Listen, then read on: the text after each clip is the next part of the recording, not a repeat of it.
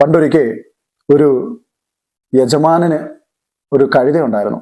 അപ്പൊ ഈ കഴുത എന്ത് ചെയ്യുന്നത് വെച്ച് കഴിഞ്ഞാൽ ഈ കിണറ്റിൽ ഒരു പൊട്ടക്കിണറ്റിൽ വീണുപോയി. അപ്പൊ പൊട്ടക്കിണറ്റിൽ വീണ കഴുത ഇങ്ങനെ അലറിക്കരഞ്ഞുകൊണ്ടേയിരുന്നു.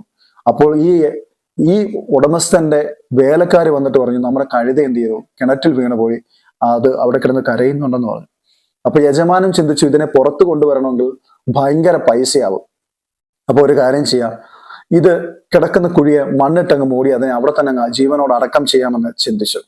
അങ്ങനെ ഓരോ കൊട്ട മണ്ണും ഇതിന്റെ മേളിലേക്ക് ഇടുമ്പോഴും ഈ വീഴുന്ന മണ്ണിനെ എല്ലാം കൂടെ കുടഞ്ഞു കളഞ്ഞിട്ട് ആ മണ്ണിന്റെ മേളിൽ ചവിട്ടിക്കേറി അവസാനത്തെ കൊട്ട മണ്ണെ ഇട്ട് തനിക്ക് പുറത്തേക്ക് ചാടിക്കിടക്കാം കഴിയുമെന്നുള്ള ആ സാഹചര്യം വരെ കഴുത ഇതേ തനി ആവർത്തനം, ഇതേ പ്രവൃത്തി തന്നെ ചെയ്തുകൊണ്ടിരുന്നു.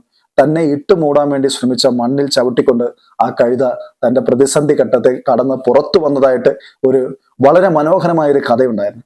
അതുപോലുള്ള ഒരു കാര്യമാണ് ഇപ്പോൾ ഈ ബോബി ചെമ്മണ്ണൂരിനെ പറ്റിയും നമുക്ക് പറയാൻ വേണ്ടി സാധിക്കുന്നത്. അദ്ദേഹത്തെ എവിടെല്ലാം തിരിച്ചടികളിലൂടെ അദ്ദേഹത്തെ തകർക്കാൻ നോക്കിയോ അതെല്ലാം ചവിട്ടുപടികളാക്കിക്കൊണ്ട് പുതിയ വിജയപാതകളെ വെട്ടിത്തുറക്കുകയാണ് ബോബി ചെമ്മണ്ണൂരിനെ പോലുള്ളത് നല്ല ബുദ്ധിമാന്മാരായ അല്ലെങ്കിൽ ബോബി ചെമ്മണ്ണൂരിനെ പോലുള്ള കഴിവും പ്രാഗൽഭ്യവുമുള്ള വ്യക്തികൾ ചെയ്തുകൊണ്ടിരിക്കുന്നത്. അദ്ദേഹം എന്ത് കോപ്രായത്തരങ്ങളോ എന്തോ കാണിച്ചോട്ടെ, ഇവിടെ കോപ്രായത്തരങ്ങൾ ആരെയാണ് കാണിക്കാത്തത്? ഇവിടെ എന്തൊക്കെ അദ്ദേഹം കോപ്രായങ്ങളെ കാണിക്കുന്നുള്ളൂ. ഇവിടെ പല രീതിയിലുള്ള ഹിംസ പ്രവർത്തികൾ ചെയ്യുന്ന ആൾക്കാരുണ്ട്. പലരെയും നശിപ്പിക്കാൻ വേണ്ടി ഗൂഢമായ നീക്കങ്ങൾ നടത്തി കുടുംബങ്ങളെയും വ്യക്തികളെയും നശിപ്പിക്കുന്ന തരത്തിലുള്ള പ്രവർത്തനങ്ങൾ നമ്മുടെ രാജ്യത്തും നമ്മുടെ ഈ കേരളത്തിലും നടക്കുന്നുണ്ട്.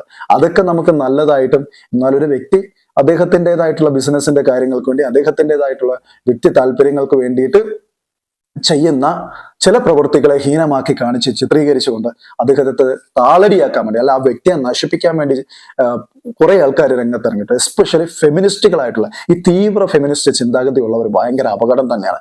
അവരൊരിക്കലും ഈ സമൂഹത്തിൻ്റെതായിട്ടുള്ള ഒരു സിസ്റ്റത്തെ അംഗീകരിക്കാൻ പോകുന്നത്, അവർക്ക് എപ്പോഴും അവരുടേതായിട്ടുള്ള കോൺട്രൈസ്ഡ് ആയിട്ടുള്ള ആ ഒരു ആംഗിളിൽ കൂടി മാത്രമേ അത് കാണൂ. അതിൽ കൂടെ കാണുമ്പോൾ അവർക്ക് പുറമേ നിന്ന് കാണുന്ന മുഴുവനും വികലമായ കാര്യങ്ങളായിട്ടും മറ്റുള്ളവർ ചെയ്യുന്നതൊക്കെ മോശത്തരമായിട്ടേ കാണത്തുള്ളൂ. അവരുടെ വിഭാഗത്തിൽപ്പെട്ടവരെ അവർ എന്ത് വൃത്തികേടാണ് അവർ കാണിച്ചാലും അതിനെല്ലാം ന്യായീകരിച്ച് വെളുപ്പിച്ചുകൊണ്ട് അത് നല്ലതാണെന്ന് ഉറക്കെ പ്രഖ്യാപിച്ചുകൊണ്ട് വെളുപ്പിച്ച് അതിനെ നല്ലതാക്കി എടുക്കാൻ വേണ്ടി ശ്രമിക്കുന്നുണ്ട്. അത്തരക്കാരാണ് ഇപ്പോൾ ഇങ്ങനെയുള്ള സമൂഹത്തിലുള്ള വ്യക്തികളെ എന്ത് ചെയ്യുന്നത്, ടാർഗറ്റ് ചെയ്ത് അവരെ നശിപ്പിക്കാൻ വേണ്ടി ശ്രമിക്കും. അപ്പൊ നിങ്ങൾ ഇങ്ങനെ ടാർഗറ്റ് ചെയ്യുന്നിടത്തോളം കാലം പുള്ളി അതിൽ നിന്നെല്ലാം റിക്കവർ ചെയ്ത് നിങ്ങൾ ഇടുന്ന ഓരോ ആരോപണങ്ങളെയും ചവിട്ടിക്കേറിക്കൊണ്ട് വിജയപാതകളെ വെട്ടിത്തുറന്ന് പുള്ളി ഇപ്പോൾ ജയശ്രീ ലാളിതനായിട്ടാണ് നിൽക്കുന്നത്. അതിന്റെ അവസാനത്തെ ഉദാഹരണമാണ് കുംഭമേളയിലെ വൈറൽ ഗേളായിട്ടുള്ള മൊണാലിസ ബോൺസ്ല എന്ന് പറഞ്ഞ ആ പെൺകുട്ടീനെ കൊണ്ടുവന്ന് കോഴിക്കോട് തന്റെ ഡയമണ്ട് ഷോറൂം ഉദ്ഘാടനം ചെയ്ത്